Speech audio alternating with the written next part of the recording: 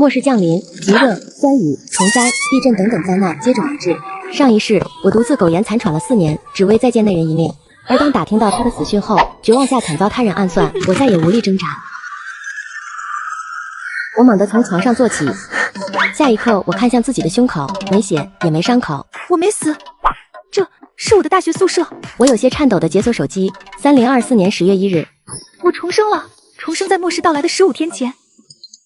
西西，你身体好点没？这鬼天气，你回去后又有好几个同学也中暑了。前世从9月中旬开始，气温不降反升，所有人都在网上吐槽，没人知道这竟是末世的开端。随即，我的目光落到了手腕处一根皮质红绳穿着的小金乌。我拿出小刀，看着血液被逐渐吸收干净，金乌消失，变成手腕处一颗红色的小痣。我用意识查看了一下，果然空间也跟着回来了。虽然只有80平米，但总比没有强。我的心定了一些，然后跟辅导员请了个长假，顺便提醒辅导员说自己家有亲戚是气象局的，最近天气热的诡异，多囤点降暑用品。最后，我把自己的东西全部打包好，往空间一扔，背上小包就离开了宿舍。上辈子花了4年都没回去的家，这次终于能回去了。木慈，等我。3个小时后，我轻轻推开病房门。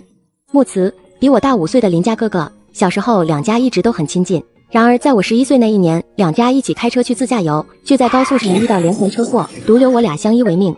木慈总是怕我吃苦，拼命的赚钱。我拉他出去旅游放松，但就是那么不走运，一辆刹车失灵的出租车直直撞来，我被推开了，木慈却成了植物人。我的天又一次塌了。所以这次回来的头等大事就是把他接回家。等到家已经是晚上9点多了，我给护工大哥发了个1000元的感谢红包，并让他明天直接来家里。随后我仔细给木慈洗漱清理，结果不小心一个手抖，哎呀，把下巴刮出了一个小伤口。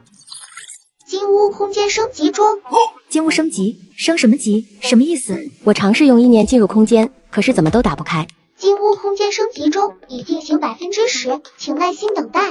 第二天一早，我就联系装修公司订了2个加厚大铁门，家里玻璃全换成2层中空的钢化玻璃，玻璃外面再加1层防盗窗，保温棉也必须得有，地暖也得安排上。最后老板还给我推销了一种国外进口的耐高温空调，可以在80度高温下持续工作，除了贵没别的毛病。为了抗过极热，我一口气订了3台。8点半护工也准时到了，我留了钱交代好，拿上银行卡迅速出门。从单元楼到小区门口，短短一段路就把我热得满头大汗，胳膊被晒红一片，又痒又疼。昨天租的车已经停在了小区门口，是一辆大型 SUV， 车窗上都贴着单向膜，方便囤货。第一站，我直奔江市最大的粮油批发市场，大米是必需品，挑最好的稻花香米直接订了150袋，50斤的面粉也订了100袋。然后就是生抽、蚝油等等这些做饭的调料，每样都要了15箱，食用油5升装的干脆要了50桶。最后盐和各种糖类是重点，这些都是可以拿出去交易的。盐订了2000斤，红糖和冰糖各500斤，而白糖就没办法了，是战略物资，超过8公斤就要被查水表了。我只能卡着线买了8公斤，准备之后再去其他超市分批购买。剩下的各种酱类、剁椒酱、老干妈等等，一样来10箱。数量虽然不多，但没办法，空间只有那么大。如果这次金屋升级能扩大面积就好了。我用意识看了眼空间，升级85%了，在粮油店一共消费了10万出头。我把提前租好的仓库地址留给老板，并且表示这批货要的比较急，麻烦尽快备好货。从农贸市场出来已经是下午2点多，天气热的根本吃不下饭。我又火速赶往附近的服装厂，短袖短裤男女款各订了500件，长袖的运动服也订了500套。刚准备付款走人的时候，看到一批睡衣在处理。这批睡衣都是好料子，印花印错了才被退回来，现在厂里要促销出去，你要的话能打8折。这当然要了，印花错了有什么关系？过几年二手衣服多的是人抢，我都收了。在服装厂消费了将近40万，现在卡里只剩80多万了。我打开地图，准备出发下一站。金屋空间升级完成。我哪有心思管什么金屋银屋的，立马接通电话，生怕是木慈出了什么事。小小姐，你赶紧回家，你大哥醒了。不认识我了？哥，你相信世界末日吗？木慈愣了愣，我1个月前就开始做梦，梦到10月16日会突然升温，之后的日子里最高气温达到62摄氏度，好多人得了热射病，来不及治疗就死。最后好不容易极热过去，下了一场雨，大家都高兴极了。谁知道雨滴落在人身上，一砸一个坑。酸雨过后是极寒，一场场灾难接连不断。兴许是肖西西讲的太投入，好像是自己亲身经历了一般。木慈的心口突突跳了起来。所以这场极热只是拉开了末日的序幕。你一定。我相信你。金屋空间已升级成功，请宿主进入金屋查看。我伸出手，指着手腕处的红色小痣。你还记得曾经送给我的那个小金屋吗？上个月我不小心划破手，意外激活了它，才发现这原来是一个空间。说完就拉着木慈的手一起进入空间。升级后的金屋不再是空荡荡的四面墙，还另外多出一个房间。我走近就看到门上出现了几个字，推开门是一个160平米的大仓库，加上外面80平米房间，我又能多囤好多东西了。木慈打量着这个陌生的空间，发现墙上倒映着一个数字时钟。你知道这个是什么意思吗？我有些好奇地走了过去。我也不知道，升级前没有这个。金屋1级，宿主每日可进入金屋时间为30分钟，使用不完不可累计。升级任务：1. 收集5种不同肉类；2. 收集10种不同种子。升级后时间将延长，还有不同功能开发，请尽快升级您的金屋。我整个人和打了鸡血一样，脑子里就剩2个字：升级。末世降临，极热、酸雨、虫灾、地震等等灾难接踵而至。重生天灾发生15天前，我第一时间滴血认主，开启金屋空间，又马不停蹄的大量采购米面粮油和各类衣物。没想到闲时只能储物的金屋空间突然升级成可住人的田园别墅，并且完成任务还可再次升级。时间紧急，第2天大清早我就出门直奔农贸市场，各类种子来20斤，猪牛羊肉各定2000斤，鸡鸭鹅每样也来1000只，全部帮忙宰杀好。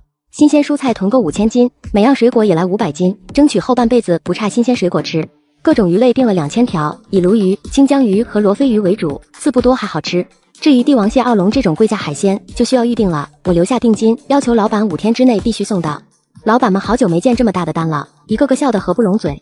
一天下来，虽然又热又累，但一看到空间里堆成小山的食物，我心里就一阵满足。当前任务已完成，是否升级？恭喜宿主成功升级，目前金屋2级。奖励：1. 仓库增加50立方；2. 增加仓库一键收纳功能；3. 巨难吃但超有用的身体素质提升丸1枚。升级任务：1. 收集50种不同日用品；2. 收集10种不同药品。突然一道白光闪过，我手上出现了一个盒子，盒子里面放着一颗红枣大小的药丸，散发出一股诡异的味道。不得不说，这个药丸来得非常及时。木慈虽然恢复得比别人快，但毕竟昏迷了2年，整个人还是十分虚弱。哥，现在有什么感觉吗？木慈闭着眼感受了一下，没有，估计不会这么快。你先去睡，明天还得忙呢。我仔细看着他的脸色，除了白点，确实没什么不对劲，也就放下心来。萧西西不知道的是，他刚走，木慈就蜷缩起了身子，整个人一会热一会冷，浑身还密密麻麻的泛着刺痛，好像无数根针扎在身上一样。第2天，我打着哈欠走进客厅，喝咖啡吗？我摆摆手，哥，今天感觉怎么样？男人脸上挂着淡淡的笑容，笔直的立在那里。现在我能打死一头牛。新的一天，两人决定分头行动。木慈创业积攒了不少人脉，可以购买一些普通人无法大量囤积的东西，而我则出门采购一些生活物资。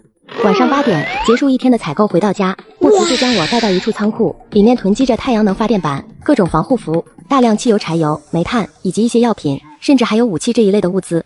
我大手一挥，一口气全都收进空间。当前任务已完成，是否升级？恭喜宿主成功升级，目前金屋3级。奖励：1. 仓库增加50立方；2. 房间升级；3. 进入金屋时长增加为2小时。升级任务：累计跑步50公里。升级成功后的小破屋立马变得高级起来，乳白色的墙面，舒适的单人床，雅致的茶几底下铺着柔软的地毯，整个房间显得明亮又温暖。这简直就是末世里最完美的安全屋啊，还是谁都破坏不了的那种。我恨不得连夜去做任务，好尽快把限制时间刷满。第2天大清早，我就出门跑步，开始刷任务。抢劫了！男人不屑地冲我扬了扬拳头。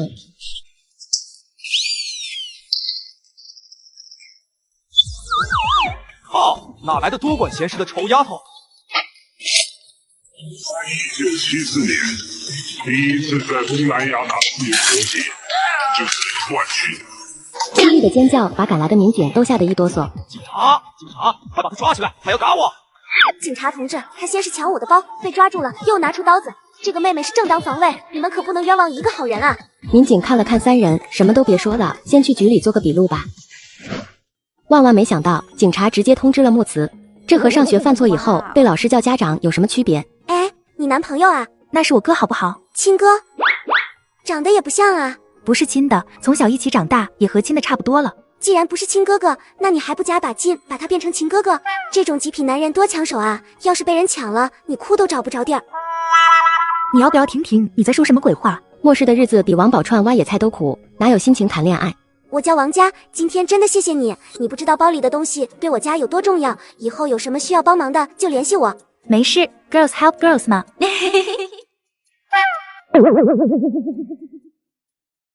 这一夜，木慈失眠了。以前连杀鸡都害怕的小姑娘，现在竟然重伤了一个抢劫犯，到底经历了什么事才会有这么大的改变？那个关于末世的梦，为什么只有4年？真的只是梦吗？10月11号，距离末日还有5天，木慈全身武装走进了一家小网吧。接着，很多人手机上就收到了一条奇怪的信息，上面竟然说世界末日要来了。有的人认为是恶搞，随手就删了，还生气个人信息被泄露；有的人则宁可信其有，不可信其无。下班以后，慌慌张张往家里买了不少物资。刚才货车在仓库门口爆炸了，好在司机跑得快，没有出现伤亡，应该是卸货的时候车被暴晒引起的自燃。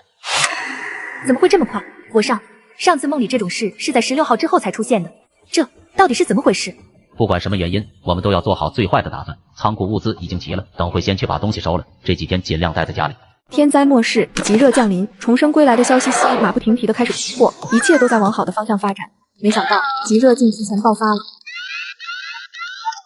为什么明明应该16号才升温，为什么会提前？那其他的呢？还会按照记忆中的来吗？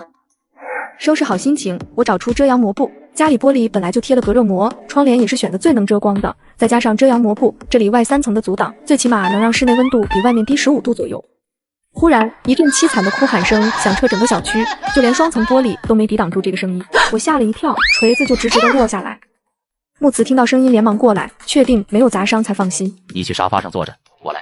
我打开手机，此时业主群里已经把来龙去脉都说了个七七八八。是我对门那家孩子感冒，昨晚他奶奶给捂了床被子发汗，谁知道半夜突然升温，早上发现都没气了。群里都在怒斥婆婆的愚昧，又为小生命的逝去而感到惋惜。再过不久，谁还会关心别人死不死？关注更多的是谁家物资多，哪家更好抢。到中午12点，温度已经达到可怕的66摄氏度。我和木慈开始坐下来吃午饭。外卖怎么全关了？我要被饿死了！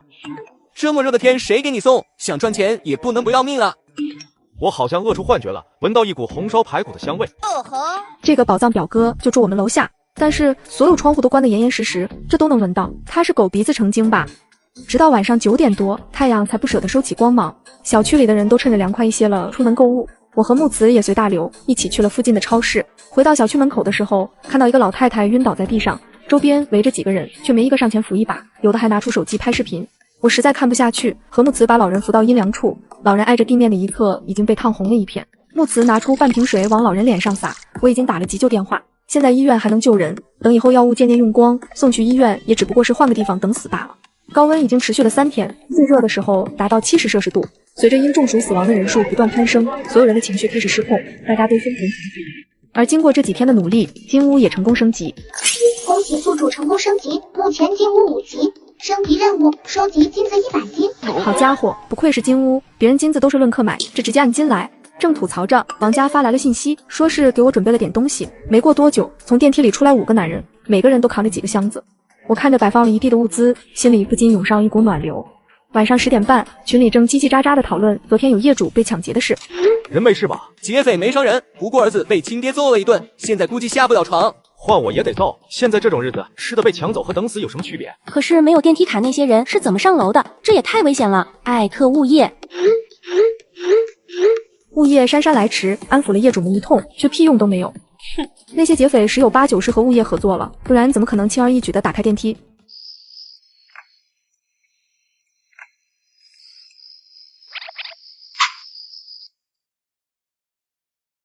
萧西西趴在门上仔细听了听，确实有人在敲门。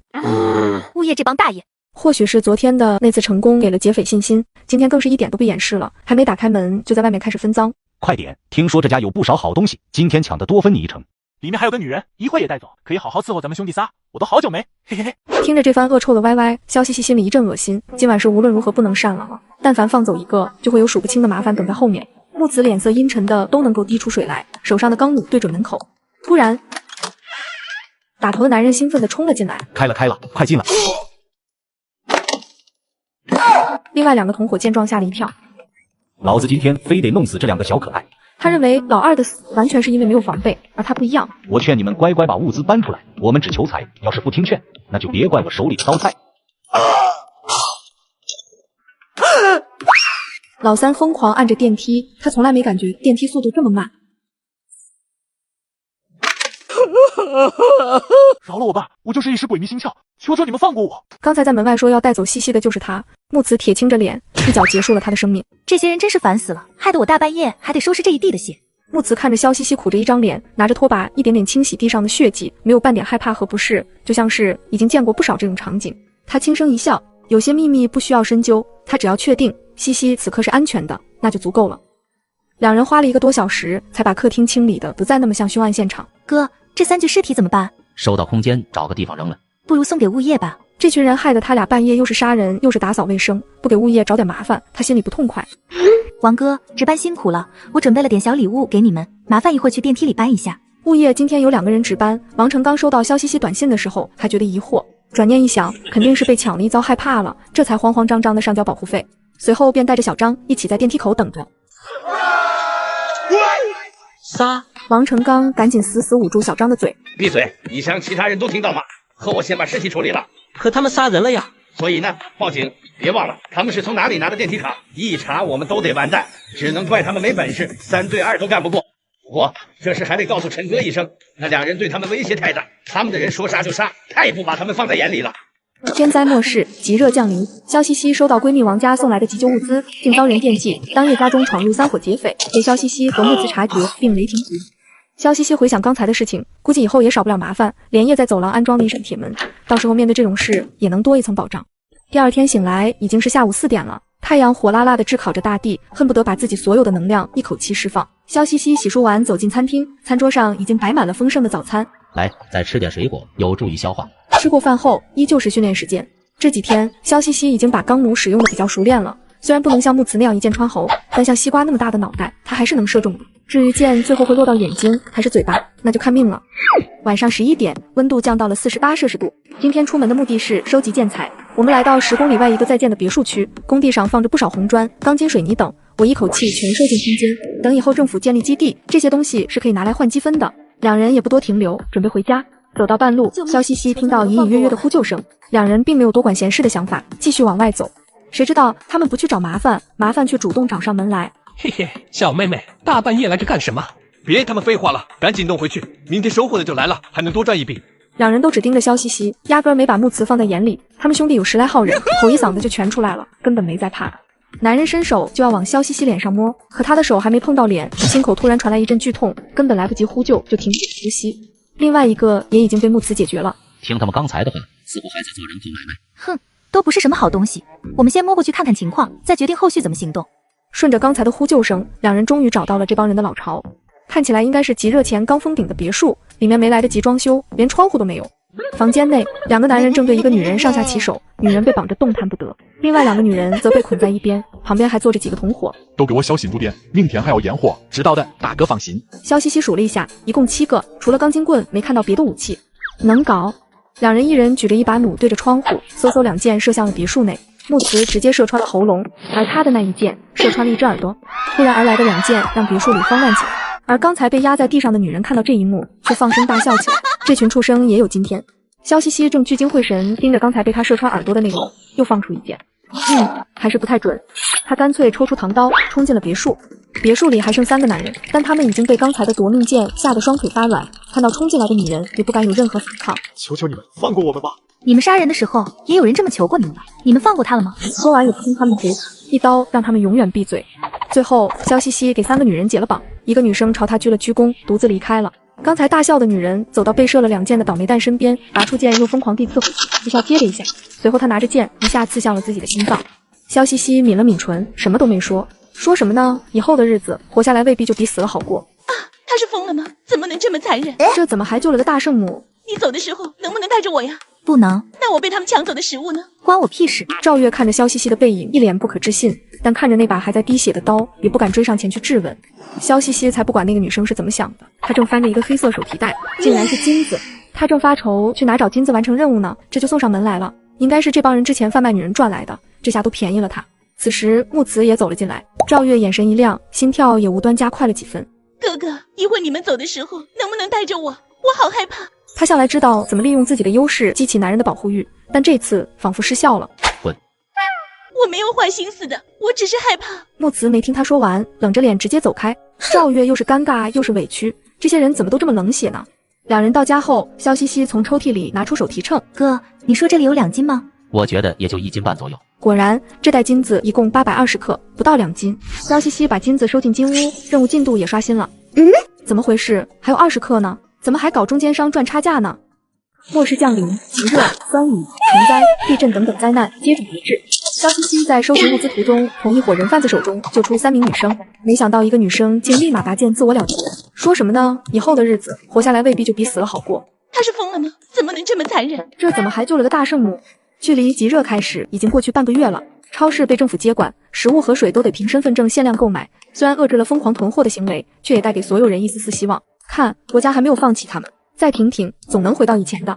而肖西西和木慈却不知道，他们再一次被人盯上了。一栋豪华别墅内，陈伟才正悠然地坐在沙发上，围绕在他身边的则是几个打扮社会、目光凶狠的小弟。不得不说，陈伟才这人确实有些头脑，短短几日内就已经意识到局势的发展不太对劲，所以早就集中自己的人手，并且在他的威逼利诱之下，拉着天泰小区的几个物业入了伙。本来开了个好头，底下的兄弟们也都尝到了甜头，谁知第二次出手就碰到了硬茬子，还白白折损了3个手下。陈哥，我们什么时候动手？是啊，陈哥，他们就2个人，其中一个还是你，有什么好调查的？那就明天吧，是个好日子。再去那边看看，货都迟了好几天了。告诉那帮人，不想干，趁早滚蛋。肖西西并不知道自己无意间又断掉了陈伟才生意中最重要的一环。第二天，这帮人在肖西西平时出入的地方提前埋伏好，现在温度已经趋于平稳，基本在60摄氏度左右徘徊。但等了好一会儿，也不见肖西西的身影，他们开始有些按捺不住。哥，你说这娘们儿会不会知道我们在等她？不可能，这次出来的兄弟事先都不知情，消息不可能泄露。实在不行，我们干脆拿上门吧。再蹲下去，他会不会死我不知道，但是我们一定现在讨上人干。伤疤男仔细盯着路边，脑子里思考着小弟的建议。他不是没想过这个方法，但那2人本来就有2扇铁门，最近他们踩点发现走廊里又多了1扇。整个房子跟乌龟壳子一样牢固，强行破开不是不行，但是太费力气了。如果能在路边直接把那2人解决掉，是最好的。来了来了！伤疤男眼神瞬间扫过去，看清2人后，露出了一丝残忍的笑。终于要等到了。肖西西和木慈一边走一边商量着出门寻找金子的事情。自从这个任务出来，进程就停滞了。要是在极热前，他还可以直接拿钱买。可惜现在除了去抢别人，哪里还能找到金子？2人正低声商量着，前方突然出现了几个男人，拦住了他们的去路。虽然不知道他们为什么又被人盯上了，但领头的刀疤男一句话倒是解了他的疑惑。杀我们3个兄弟的时候，没想过今天吧？他身后的那群小弟们也跟着叫嚣起来，手中举着武器，看起来十分嚣张。那个小弟前1秒嘴里还不干不净的骂着，后1秒就没声音。众人一时间都有些胆颤，不自觉地往后退了2步。谁敢跑，老子剁了谁！话音未落，就把身后的眼镜男捅了个对穿。趁他们陷入混乱之际，肖西西和木慈配合默契，已经抹了5个人的脖子。大家一起上，就不信我们这么多人还干不过他们2个。对面小弟们也都聚在了一起，不再分散。肖西西一把抹去汗水，盯着眼前这群人，这还是他重生以来遇到的第1场硬仗。木慈直冲刀疤男去，剩下的小弟们也朝肖西西迎来。刀疤男显然是有实力的，他在木慈这儿讨不到便宜，便虚晃一招，将手里的刀直直扔向后面的肖西西。木慈本可以避开，却根本来不及把刀击飞。小心！肖西西脸白了一片，连忙扶住木慈。他此刻心里好像有一团火在烧，似乎要将他整个人都吞噬。他直接拿出钢弩，对准已经跑了20多米远的伤疤男。但伤疤男忍着剧痛，愣是没停下脚步。肖西西也没继续追过去，扶着木慈急匆匆返回了家。回到家后，肖西西拿出之前囤货准备的伤药，首先给木慈注射了麻醉剂。可当他准备拔刀的时候，手却控制不住的颤抖。西西，不用怕，我受得住。